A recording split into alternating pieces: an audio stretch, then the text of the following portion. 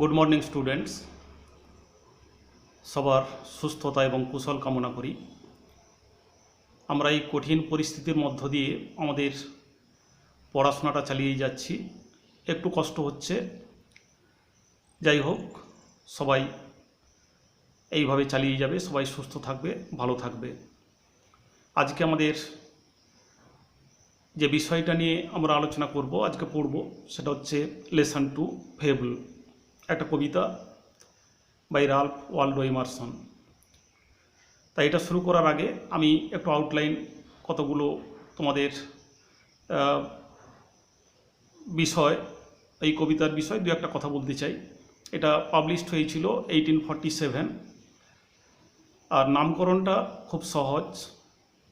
Fable, যাকে আমরা বাংলায় বলি একটা গল্প আর ডিসকোর্স অথবা একটা কথোপকথন বা আলোচনা। এটা এসছে ইংরেজিতে ফ্যাবিউলা, এটা এসছে ল্যাটিন শব্দ ফ্যাবিউলা থেকে। ফেবল এটা এসছে ল্যাটিন শব্দ ফ্যাবিউলা থেকে, যার অর্থ story or discourse, story a fictitious story. Fable কথার মূল অর্থ হচ্ছে বাংলায় উপকথা, নীতিকথা বা কাল্পনিক গল্প। ফিকটিশাস স্টোরি or a discourse অথবা কথোপকথন। It is a figure of speech based on similarity. এটা একটু জেনে রাখবে। বাক্যালঙ্কার, বাক্যের অলঙ্কার, আমরা যে বিভিন্ন ভাষায় কথা বলি তার যে অলঙ্কার, সৌন্দর্য বৃদ্ধির জন্য আমরা অনেকে ব্যবহার করি। তোমরা যারা পরে ইংরেজি নিয়ে পড়বে এটা জানবে। বাক্যালঙ্কার, a figure of speech based on similarity, যেটা সদৃশতা বা মিল যার মধ্যে আমরা দেখতে পাই। It is a short fictitious narrative, অর্থাৎ fable is a short fictitious narrative. ফেবলকে বলা হয় বা উপকথা অর্থ হচ্ছে একটা ছোট্ট কাল্পনিক বিবরণ, বিবৃতি বা আখ্যান। কনসিস্টস অফ অ্যান অ্যানালজি, আমরা যাকে বলি সিমিলারিটি, যেটা গঠিত হয় একটা মিল বা সাদৃশ্য নিয়ে। Analogy means similarity of certain events of the animal world. Animal world কথার অর্থ কি? অর্থাৎ পশু পাখির জগতের সঙ্গে কতগুলো ঘটনার মিল আমরা দেখতে পাই with those of the human world. মানুষের জগতের সঙ্গে, মনুষ্য জগতের সঙ্গে, মানব জগতের সঙ্গে পশু পাখি বা জীব জন্তু জানোয়ারদের জগতের একটা বিভিন্ন ঘটনার আমরা মিল খুঁজে পাই। এটা হচ্ছে a story having animals and inanimate objects as characters and having a moral lesson. এই গল্পটার মুখ্য চরিত্র হচ্ছে জীবজন্তু, পশু পাখি অথবা এবং non living characters, inanimate objects of nature. আর ইরেশনাল অ্যানিম্যালস অর্থাৎ জড়বুদ্ধি সম্পন্ন পশু পাখি, আর অবজেক্টস অফ নেচার অথবা জড় বস্তু, প্রাকৃতিক বস্তু, আর হিউম্যানাইজড আর পার্সনিফাইড, এদেরকে কী করা হয়? মনুষ্য চরিত্রে অর্থাৎ মানবিক সত্তায় রূপান্তরিত করা হয়, এদের উপর ব্যক্তিত্ব আরোপিত হয়। আর বিহেভ লাইক হিউম্যান বিইংস, অথবা তারা আচরণ করে, কথা বলে, কাজ করে কার মতো? মানুষের মতো। এই প্রসঙ্গে বলি, তোমরা অনেকে এরকম অনেক নীতিকথা, অনেক গল্প, এই যে ফেবল এর স্রষ্টা, এর জনক তোমরা জানো, আমরা কি বলি? ঈশপ। এই ফেবলের স্রষ্টা বা জনক আমরা ঈশপকে বলি। তোমরা এর সম্পর্কে আরও জানবে যখন পড়াশোনা করবে। যাই হোক, আমরা খুব সহজে বলতে পারি ফেবল উপকথা বা নীতিকথা, যেখানে মুখ্য চরিত্রকে লিভিং আর non living characters, specially animal characters, আর সেটা বিগ হতে পারে, স্মল হতে পারে, লিভিং হতে পারে, নন লিভিং হতে পারে, ছোট বড় যাই হোক না কেন, স্রষ্টার সৃষ্টি আমরা সবাই, সেখানে প্রত্যেকেরই ভূমিকা থাকে। ঠিক আছে? তাহলে আরও যদি সহজ করে বলা হয়, যখন কি ইরেশনাল অ্যানিম্যালস, জড়বুদ্ধি সম্পন্ন পশু পাখিরা, অথবা objects of nature, inanimate objects of nature, জড়বস্তু প্রকৃতির কি হয়, আর invested with the quality of human being, with the personality of human being, যখন তাদের উপর মানবিক সত্তা আরোপিত হয়, যখন ব্যক্তিত্ব আরোপিত হয়, তাকে আমরা বলি, ইংরেজিতে একটা টার্ম আছে পার্সনিফিকেশন, ব্যক্তিত্ব আরোপণ। আর এখানে ফেবল, যেটা আমরা নীতি কথা বা উপকথা বলছি, এর যে মুখ্য চরিত্র হবে, এই যে ফিগার অফ স্পিচ যেটা, এর মুখ্য চরিত্র হবে কি না পশু পাখি চরিত্র, জন্তু জানোয়ার, ইরেশনাল অ্যানিম্যালস আর objects of nature, living or non living, সেটা জীবিত হতে পারে বা মৃত হতে পারে, জীব হতে পারে, জড় হতে পারে। যাই হোক, এবারে আসছি কবিতার যে গঠনটা, স্ট্রাকচার কীরকম। এটা একটা ছোট্ট কবিতা কন্টেনিং 19 লাইনস, এতে রয়েছে 19টা বাক্য, লাইন, 19টা বাক্য নয়, 19টা লাইন। আর এর একটা রাইম স্কিম আছে। রাইম স্কিম মানে তোমরা জানো, ছন্দ বা পয়ার, তাল, ছন্দ, পয়ার। সেটা কীরকম না, এটা এর যে রাইমিং মানে যে রাইম স্কিমটা, এটা একটু মিক্সড, অর্থাৎ একটার সঙ্গে আরেকটার মিল খুব কম দেখা যায়। এখানে সেরকমই আছে, আমি সেটা নিয়ে একটু বলছি আগে। দেখো কবিতাটা এরকম, তার যে 19টা লাইন, এইভাবে তার গঠনটা হয়েছে।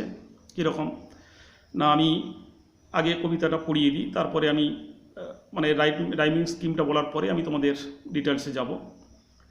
The mountain and the squirrel had a quarrel. দেখো আমরা মিলটা কোথায় খুঁজে পাচ্ছি, রাইমটা, স্কুইরেল, কোয়ার্ল। আমি এটা যদি ধরি, এ, কোয়ার্ল, এ, তাহলে কি হলো, এ, এ। এবারে আসছে and the former call the letter little freak. এখানে দেখো মিল নেই, এখানে কি হচ্ছে, এ, এ, স্কুইরেল, কোয়ার্ল, তারপরে এসছে বি। আমি যদি প্রিকটাকে বি ধরি, এই ছন্দটাকে, তাহলে বার্ন রিপ্লাইড, এরও আগের কারোর সঙ্গে মিল নেই, এটা একটা আলাদা, সি, এটাকে আমি যদি সি ধরি। আবার দেখো, you are doubtless very big, বিগটাকে আমি যদি বি ধরি, আর একটা রাইম। এরপরে আসছে but all sorts of things and weather must be taken in together. দেখো তাহলে ওয়েদার আর টুগেদার, ওয়েদার আর টুগেদার মিল আছে, D, D. To make up a year and a sphere, আমি এটা যদি ধরি, ই, তারপর এটার সঙ্গে মিল আছে, E. And I think it no disgrace, এটাকে আমি ধরি disgrace, F. To occupy my place, এটাকে আমি বলবো F. If I am not so large as you, এটাকে আমি যদি জি ধরি। You are not so small as I, এটাকে আমি যদি এইচ ধরি। আবার দেখো, and not half so spry, I, spry মিল আছে, H, H. I will not deny you make, এটাকে আমি যদি আই ধরি। A very pretty squirrel track, talents differ, all is well and wisely put. আর দেখো track, I will not deny you make a very pretty squirrel track, make, এটাকে আমি I ধরলে, track এটাকে যে ধরবো। Talents differ, all is well and wisely put, put দেখো কে। If I can not carry forests on my back, এটা যদি আমি যে ধরি, দেখো ছিল ট্র্যাক, এখানে এসছে ব্যাক, যে মিল আছে। Neither can you crack a nut, দেখো পুট আর নাট প্রায় মিল আছে, রাইমের মিল আছে, এই জন্য এটাকে কে কে। তাহলে আমরা কি দেখলাম, এই যে রাইমিং স্কিমটা কি দেখলাম একটু দেখে নাও। তাহলে রাইমিং স্কিমটা এরকম হবে, A, A, B, C, B, D, D, E, E, F, F, G, H, H, I, J, K, J, K. ঠিক আছে, তোমাদের এত ডিটেলস দরকার নেই, তাও একটু মনে রাখবে, তোমাদের পরে যখন ইংরেজি নিয়ে পড়বে এরকম জানতে হবে। এবারে আসছি টাইটেলটা, এই যে নামকরণটা, টাইটেলটা খুব সহজ, খুব সিম্পল। আমরা জানি সাহিত্যে যে কোনো ধরনের নামকরণ, any kind of title must remain true to its subject matter or theme, তার যে বিষয়বস্তুর সঙ্গে অবশ্যই সামঞ্জস্যপূর্ণ হবে যে কোনো ধরনের নামকরণ। সেটা কবিতা হতে পারে, গল্প হতে পারে, উপন্যাস হতে পারে, নাটক হতে পারে, একাঙ্ক নাটক হতে পারে, যাই হোক না কেন। তাহলে এই যে টাইটেল, এই কবিতার টাইটেলটা কীরকম আছে? It is a conversation or an argument between a tiny squirrel. এটা হচ্ছে কি না, এটা হচ্ছে একটা কথোপকথন, এটা হচ্ছে একটা সংলাপ, একটা তর্ক, an argument between a tiny squirrel, between দুজনের মধ্যে, এই যে প্রিপোজিশনটা, একটা ছোট্ট কাঠবেড়ালি অ্যান্ড অ্যান এলিফ্যান্টাইন মাউন্টেন, এবং একটা বৃহদাকার একটা পাহাড় বা পর্বতের সঙ্গে। ইট কন্টেন্টস টু ক্যারেক্টার্স। তাহলে আমরা ফেবুলের যে মূল তার বৈশিষ্ট্য সেটা কি না, চরিত্র হবে, তার মুখ্য চরিত্র হবে পশু পাখি চরিত্র, জন্তু জানোয়ার চরিত্র। তাহলে ইট কন্টেন্টস টু ক্যারেক্টার, এখানে দুটো চরিত্র আছে, একটা হচ্ছে an animal character squirrel and an inanimate character or object mountain. It also contents a moral lesson. এবং কবিতাটা পড়ার পরে আমরা দেখতে পাবো এর মধ্যে কী রয়েছে, একটা নীতি শিক্ষা রয়েছে, একটা নীতি রয়েছে, যেটা হচ্ছে ফেবুলের মূল বৈশিষ্ট্য। অবশ্যই একটা নীতি থাকবে। আচ্ছা, এবারে আমরা চলে যাব সরাসরি টেক্সটে, যেটা আছে আমি আজকে টেক্সট করিয়ে দেব। The author and the text, the poet and the text. ঠিক আছে, না কবি, লেখক এবং এই পার্টটা। Ralph Waldo Emerson 1803 to 1882 was an American essayist, lecturer and poet। একজন essayist, lecturer and a poet, একজন প্রবন্ধকার, একজন লেকচারার অধ্যাপক কিংবা বক্তা, দ্য পোয়েট, এবং একজন কবি। হিজ ফেমাস পোয়েমস ইনক্লুড, তার বিখ্যাত কি কবিতার মধ্যে রয়েছে কনকর্ড হাইম অ্যান্ড ব্রহ্ম। এবার আসছি কবিতাটা কী বিষয়ক। দ্য পোয়েম ডেসক্রাইবস, কবিতাটা বর্ণনা দেয় আ কনভারসেশন, একটা কথোপকথন, between the squirrel and the mountain. এখানে স্কুইরেল একটা কাঠবেড়ালি এবং একটা পর্বতের কথোপকথন। The squirrel, tiny squirrel, points out that, সে তুলে ধরে যে, বুঝিয়ে দেয় যে, in this world, vast world, এই বিশাল পৃথিবীতে, এভরি বিং, প্রত্যেকটা প্রাণী, লিভিং অর নন লিভিং, প্রত্যেকটা বস্তু, প্রত্যেকটা জিনিস, সেটা জীবিত হতে পারে, মৃত হতে পারে, জীব হতে পারে, জড় হতে পারে, বিগ অর স্মল, ছোট হোক বড় হোক, ছোট অথবা বড়, হ্যাভ দেয়ার ইন্ডিভিজুয়াল রিজনস, রয়েছে তাদের স্বতন্ত্র কারণ ফর এক্সিস্টেন্স, টিকে থাকার। তাহলে আমরা সহজ কথায় কী বলতে পারি? আমরা বলতে পারি স্কুইরেল এই যে কথোপকথনে, এই যে ঝগড়া বা এই যে তর্ক বিতর্ক, ঠিক আছে, আমরা যেটাকে বলি এখানে যেটাকে বলা হচ্ছে একটা আর্গুমেন্ট, দুজনের যুক্তি তুলে ধরছে, সেটা আমরা পড়বো এক্ষুনি। সেখানে যেন এর মাধ্যমে একটা শিক্ষা দেয়। শিক্ষাটা কি? যেই পৃথিবীতে, এই শোষা করা পৃথিবীতে, প্রত্যেকটা বস্তু, প্রত্যেকটা জিনিস, প্রত্যেকটা প্রাণী, সেটা জীব হোক, জড় হোক, ছোট হোক, বড় হোক, তার স্বতন্ত্র একটা কারণ রয়েছে অস্তিত্বের, প্রত্যেকেরই একটা অস্তিত্বের যথার্থ অর্থ রয়েছে।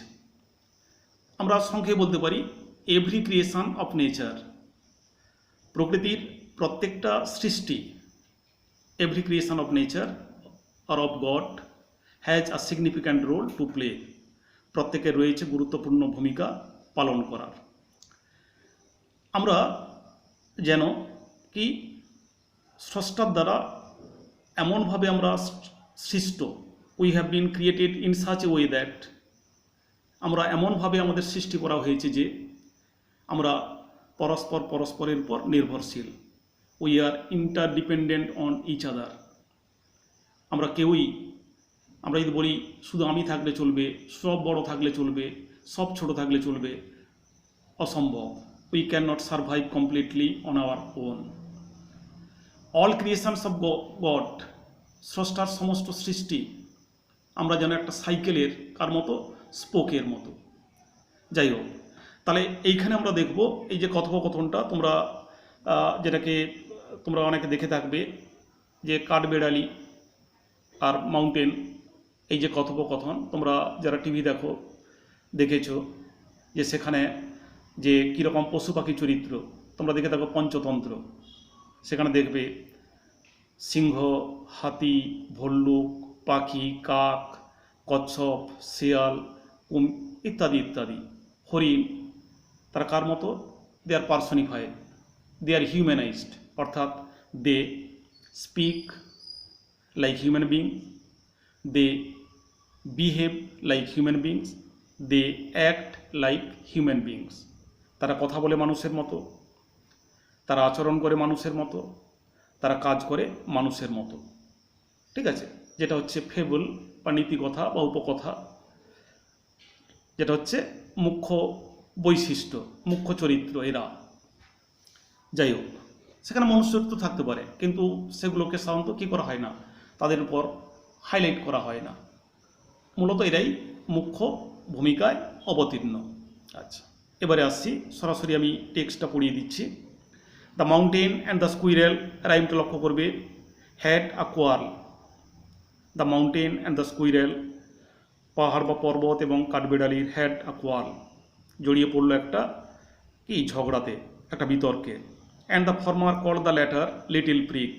And the former means person or thing or being mentioned earlier, যাদেরকে আমি ডিটেলসটা তোমাদের পরের ক্লাসে আলোচনা করে দেবো, আমি আরও বলবো ওয়ার্ড বাই ওয়ার্ড, হ্যাঁ, তোমরা নোট করে নেবে। And the former call the latter, এখানে দুটো অপোজিট, ফর্মার ল্যাটার, পূর্বজন পরের জনকে বলল, লিটিল ফ্রিক খুদে নীতিবাগিস, বান রিপ্লাইড, বান, এখানে বান বলতে স্কুইরেল, সে উত্তর দিল, you are doubtless very big, তুমি নিঃসন্দেহে খুব বড়, but all sorts of things and weather must be taken in together, কিন্তু সব ধরনের জিনিস এবং আবহাওয়াকে অবশ্যই একত্রে বিবেচনা করতে হয়, নিতে হয়। Two make up a year and a spare, একটা বছর গড়তে এবং একটা গোলক, এখানে স্পেয়ার বলতে আমরা একটা সমাজ গড়তে, একটা জগৎ গড়তে। And I think it no disgrace to occupy my place, এবং আমি মনে করি না এতে কোনো অমর্যাদার কিছু আছে। টু অকুপাই মাই প্লেস, আমার এই স্থানটাকে অধিকার করে থাকা, আমার এই ছোট্ট জায়গা, অর্থাৎ বিং আ টাইনি ক্রিচার, হ্যাঁ, এই যে ইন দিস ভাস্ট ওয়ার্ল্ড, এই বিশাল পৃথিবীতে ছোট্ট একটা প্রাণী, ছোট্ট জায়গাকে অধিকার করে থাকাটার মধ্যে আমি অসম্মানের কিছু দেখি না। If I am not so large as you, যদিও আমি তোমার মতো এত বড় নই, পর্বতকে বলছে, you are not so small as I, আর তুমিও আমার মতো এত ছোট নও। And not half so spry, এমনকি আমার অর্ধেক ও প্রাণবন্ত নও। স্প্রাই কথাটা হচ্ছে লাইভলি, ঠিক আছে, energetic, full of spirit and energy. I will not deny you make a very pretty squirrel track, আমি অস্বীকার করব না যে তুমি আমার জন্য একটা সুন্দর কাঠবেড়ালির পথ তৈরি করে দাও। ট্যালেন্টস ডিফার, প্রতিভা আলাদা আলাদা হয়, ভিন্ন ভিন্ন হয়।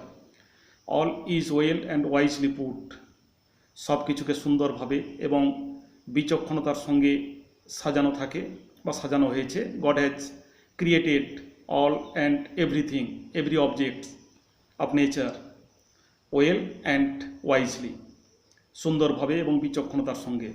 If I can not carry forests on my back, যদি আমি আমার পেছনে আমি এরকম জঙ্গল না বহন করতে পারি, নাইদার ক্যান ইউ ক্র্যাক আর ন্যাট, আমি যেমন তোমার মতো জঙ্গলকে পেছনে ধারণ করতে পারি না, তেমনি তুমিও আমার মতো ছোট্ট একটা বাদামকে ভাঙতে পারো না।